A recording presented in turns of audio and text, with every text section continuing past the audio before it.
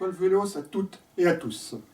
Pour commencer cette journée, je vous propose un rapide retour sur l'histoire des Atrébates.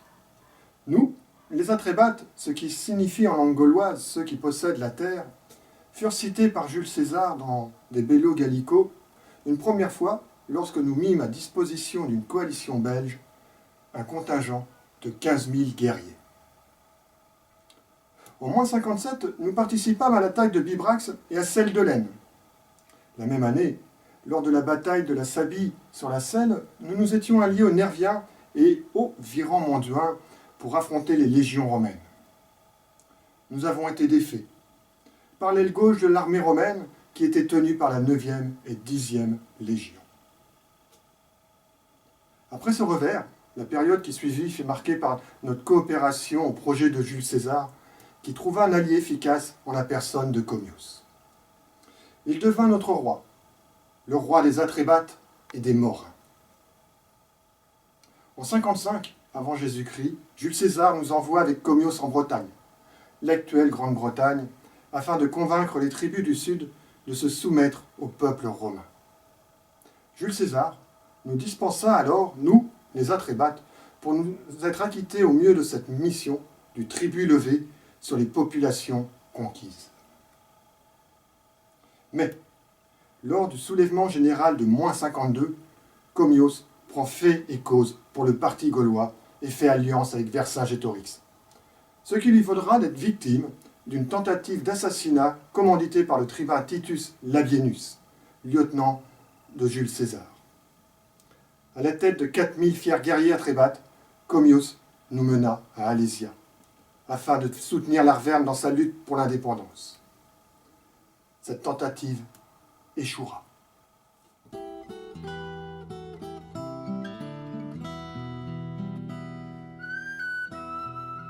Bonjour à tous et à toutes pour cette journée Atrébat 2.0 où l'on m'a demandé de vous présenter l'association Contoutos Atrébat. Alors, Contoutos Atrébat qui peut signifier ceux qui appartiennent, ceux qui font partie de la tribu Atrébat. Alors notre association, pas toujours évident à dire, de reconstitution historique est basée à Étrun, elle est née en 2015. Étrun, donc petite commune à côté d'Arras. Elle a pour objectif de présenter au grand public une période qui n'est pas forcément très connue, ou alors avec beaucoup d'a priori, à savoir la période de l'Antiquité, notamment le 1er siècle avant Jésus-Christ, à la fois donc par le peuple atrébat et à travers le peuple atrébat, mais aussi à travers la période plus précise de la guerre des Gaules.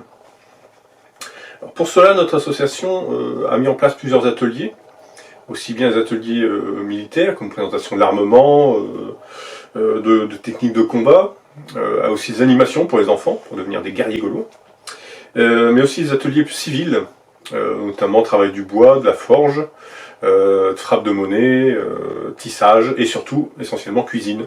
Parce que la cuisine reste ce qui est le plus important sur un campement. Voilà, en gros, notre association, donc n'hésitez pas, vous allez la découvrir tout au long de la journée, la période qui nous concerne, à travers des contes, etc. Et cette association, bien, vous trouverez des informations et des images, enfin des photos et des vidéos nous concernant sur le site, sur la page Facebook, Contoutos Atrébat. Donc n'hésitez pas, et puis en espérant bientôt vous revoir à travers nos différents campements quand ils auront lieu. Je vous remercie.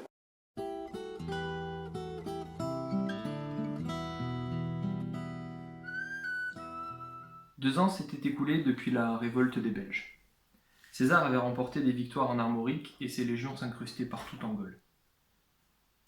Les Atrébates et les Morins, grâce à l'amitié de leur roi avec le proconsul de Rome, filaient des jours tranquilles. Vers la fin de l'été, alors que le climat de la Gaule du Nord ne permettait plus d'entreprendre d'opérations militaires, César éprouva soudain le besoin de faire une mission de reconnaissance sur les côtes de la Britannia, juste en face du territoire des Morins. Pendant la campagne contre les Vénètes, il avait appris à ses dépens que les chefs gaulois recevaient des secours provenant de l'île de Bretagne. Malgré les risques de mauvais temps, il fit venir des embarcations construites pour la guerre contre les Vénètes. Il convoqua son ami Commius pour assurer la réussite de l'opération. Commius, qui n'était pas né avec le dernier crachin de la Manche, comprit les raisons secrètes qui lui avaient valu les faveurs de l'ambitieux proconsul. Promu souverain des Morins, il disposait de Portus Situs, le port le plus proche de la côte de Britannia. mais surtout, certains des habitants des rives de la Tamise portaient le nom d'Atrébates. Ils étaient, disait-on, natifs de la région de Némétokéna et avaient quitté les bords de la Scarpe pour ceux de la Tamise 200 ans auparavant, quand de nombreux Belges étaient venus s'installer sur leurs terres. Des deux côtés de la Manche, ils se disaient frères et parlaient la même langue. César pouvait-il rêver d'un meilleur ambassadeur ? Inutile de dire que les deux amis avaient une confiance toute relative dans la fidélité de l'autre. César jugea prudent de faire surveiller Commios, et celui-ci décida de beaucoup promettre sans trop accorder.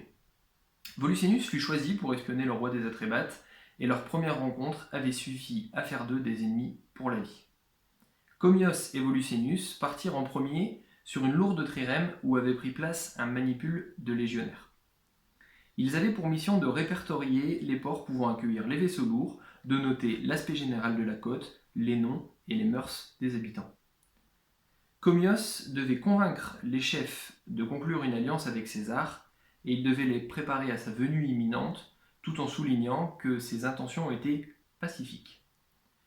La traversée de Commios et de Volucenius se passa sans encombre. Volucenius ne bougea pas beaucoup du fond de la cale où il dégurgita plus de nourriture qu'il n'en avala, tandis que Commios, à la proue, né au vent, buvait des cervoises et dégustait ce fameux pâté fait à partir des canards des étangs de la Somme. « Chante, Cotos, m'avait-il dit. » Il avait alors repris avec moi les vers suivants. « Je voudrais être un oiseau, avoir le ciel et la mer pour patrie, ni loi ni maître, bouffer, boire, faire l'amour, rire et chanter. » De Commios, qu'il avait fait roi des Atrébates après sa victoire sur ce peuple, il appréciait son courage et son intelligence. Il le jugeait fidèle, et son autorité était grande dans le pays. En récompense, celui-ci avait ordonné que sa cité fût exempte d'impôts, lui avait restitué ses lois, ses institutions, et avait donné à Commios la suzeraineté sur les Morins. Pourtant, telle fut l'unanimité de la Gaule entière à vouloir reconquérir son indépendance et recouvrer son antique gloire militaire, que la reconnaissance et les souvenirs de l'amitié restèrent sans force, et qu'ils furent unanimes à se jeter dans la guerre de tout leur cœur et avec toutes leurs ressources. L'entrevue avait lieu, et Volucenius venait de saisir la main de Commios. C'était le signal convenu. Mais le centurion, soit qu'il fût troublé par ce rôle nouveau pour lui, soit que des familiers de Commios l'eussent promptement arrêté, ne put achever sa victime. Le premier coup d'épée qu'il lui donna lui fit néanmoins une blessure grave à la tête.